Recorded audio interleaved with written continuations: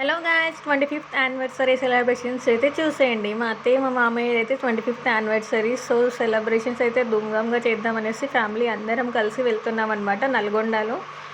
So ఇలా travelling చేస్తూ వెళ్తూ ఇంకా మాట్లాడుకుంటూ ఉన్నాం, డిస్కస్ చేస్తూ అందరం అయితే గిఫ్ట్స్ తీసుకున్నాం. ఏం గిఫ్ట్స్ తీసుకున్నాం అనేది మీకు ఫుల్ వీడియో చూస్తే అర్థమైపోతుంది.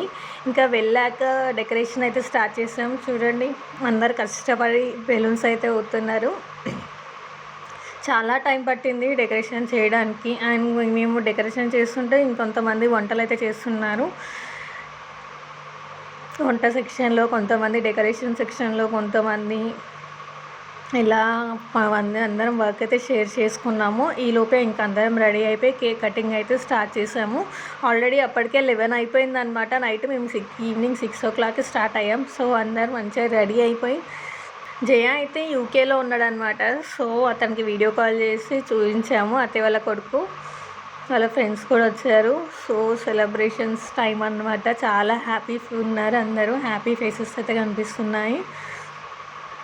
డెకరేషన్ అండ్ అవుట్ఫిట్ మాత్రం చాలా బాగుంది. ఇద్దరు పెళ్లి కూతురు పెళ్లి కొడుకులా ఉన్నారు. చూస్తున్నారు కదా, ఇది మా సెలబ్రేషన్స్. మీరు 25th యానివర్సరీ మీ ఇంట్లో ఎలా సెలబ్రేట్ చేసుకున్నారు, లేదంటే ఎలా సెలబ్రేట్ చేద్దాం అనుకుంటున్నారు అనేసి. మేమైతే అమ్మగారి తరపున కాబట్టి బట్టలు అయితే పెట్టాము.